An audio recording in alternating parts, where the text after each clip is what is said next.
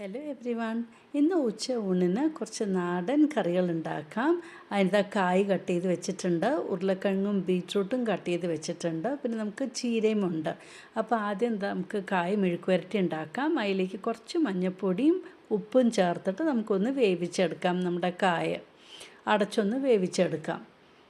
അപ്പോൾ നമ്മുടെ കായ അവിടെ വേവട്ടെ. അപ്പോൾ ആ സമയം കൊണ്ട് നമുക്ക് മസാലക്കറിക്ക് വറുത്തെടുക്കാം. അതിനിതാ 3 ചെറിയ ഉള്ളി, 2 വെളുത്തുള്ളി, 1 ഇഞ്ചിയും കൂടെ ചേർത്ത് നമുക്കൊന്ന് റോസ്റ്റ് ചെയ്യാം. ഇവിടെ നമ്മുടെ കായ് വെന്തുകൊണ്ടിരിക്കുന്നുണ്ട്.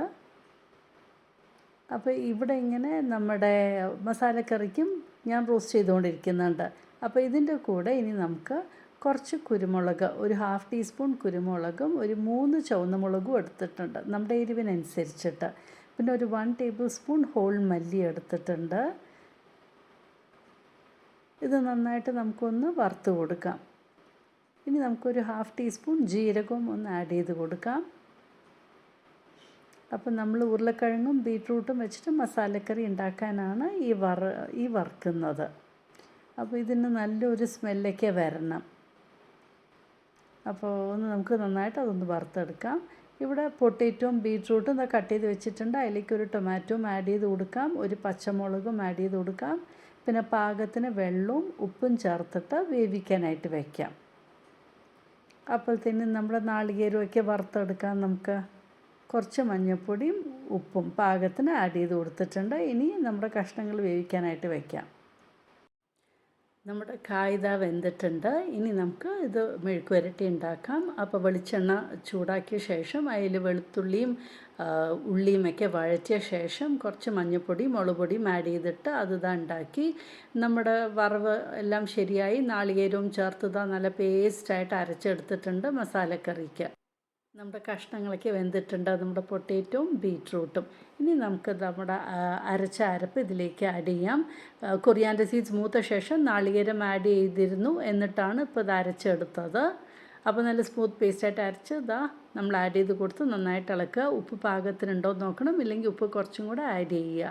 പിന്നെ നമുക്ക് കുറച്ച് മുരിങ്ങയിലയും പിന്നെ നമ്മുടെ മണത്തക്കാളി ലീവ്സും ഉണ്ടായിരുന്നു, അത് വൃത്തിയിൽ കഴുകിയെടുത്തു. അപ്പോൾ 2 ലീവ്സും ഉണ്ട് ഇതിലേക്ക്, നമ്മുടെ വീട്ടിൽ തന്നെ ഉണ്ടായതാണ്. അപ്പോൾ അതിൽ ചീഞ്ചട്ടി വെച്ച് വെളിച്ചെണ്ണയാണ് ഒഴിച്ചു കൊടുക്കുന്നത്. അപ്പോൾ എണ്ണ ഒന്ന് ചൂടാക്കാം. മറ്റേ ഉപ്പേരിയൊക്കെ ഇങ്ങനെ വെളിച്ചെണ്ണയിൽ ഉണ്ടാക്കുമ്പോൾ നല്ല ടേസ്റ്റാണല്ലോ. അപ്പോൾ അതിലേക്ക് സവാള കട്ട് ചെയ്തത് ആഡ് ചെയ്ത് കൊടുക്കാം. പിന്നെ കുറച്ച് വെളുത്തുള്ളി, പിന്നെ ചീര കുറച്ചല്ലേ ഉള്ളൂ, അത് വേഗം അങ്ങോട്ട് ചുങ്ങുകയും ചെയ്യും. പിന്നെ ഒരു പച്ചമുളകും കരിവേപ്പിലയും ആഡ് ചെയ്തിട്ട് നന്നായിട്ടൊന്ന് വഴറ്റി കൊടുക്കാം. കാണുമ്പോൾ തോന്നും കുറേ ഉണ്ടായിരുന്നു. അപ്പോൾ കുറച്ച് മുരിങ്ങയിലയും കിട്ടി, കുറച്ച് നമ്മുടെ മണത്തക്കാളി ലീവ്സും കിട്ടിയിരുന്നു. അപ്പോൾ അതാണ് ഇപ്പോൾ അരിഞ്ഞെടുത്തിരിക്കുന്നത്. ഇപ്പോൾ ആഡ് ചെയ്ത് കൊടുക്കാം. നമുക്ക് എളുപ്പത്തിലാവുകയും ചെയ്യും, ചീരയല്ലേ, അപ്പോൾ വേഗം കുക്കായിട്ട് കിട്ടുകയും ചെയ്യും. കുറച്ച് മഞ്ഞൾപ്പൊടിയും ആഡ് ചെയ്ത് കൊടുക്കാം. പിന്നെ പാകത്തിന് ഉപ്പും ആഡ് ചെയ്ത ശേഷം, ഉപ്പ് ആഡ് ചെയ്യുമ്പോൾ നമ്മളൊന്ന് ശ്രദ്ധിക്കണം, എന്ന് വെച്ചാൽ ഇല ആയതുകൊണ്ട് ചിലപ്പോൾ കൂടിപ്പോകും, അതുകൊണ്ട് കുറച്ച് ആഡ് ചെയ്യാൻ പറ്റുള്ളൂ.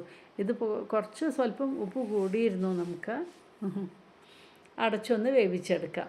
അവിടെ നമ്മുടെ മസാലക്കറിയും റെഡിയായി കഴിഞ്ഞു. ചീര ഞാൻ പറഞ്ഞിരുന്നു നല്ലപോലെ ചുങ്ങിയിട്ടുണ്ട്. ഇനിയിപ്പോൾ ഉപ്പൊന്ന് കോമ്പൻസേറ്റ് ചെയ്യാനായിട്ട് നമുക്ക് നന്നായിട്ട് നാളികേരം ആഡ് ചെയ്ത് കൊടുത്താൽ ഉപ്പൊന്ന് കോമ്പൻസേറ്റ് ചെയ്യാൻ പറ്റും നമുക്ക്. അപ്പോൾ ഇലയൊക്കെ നന്നായി വെന്തിട്ടുണ്ട്. ഇനി ഇതിലേക്ക് നമുക്ക് നാളികേരം ആഡ് ചെയ്ത് കൊടുക്കാം.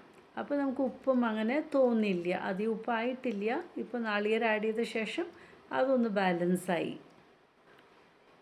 ഇപ്പോൾ ഒന്ന് പെരുകി കാണിക്കുകയും ചെയ്യും.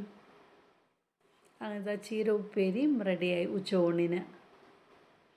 ഇനിയിപ്പോൾ വറവ് ഇടാൻ നമ്മുടെ മസാലക്കറിയും റെഡി ആയിട്ടുണ്ട്.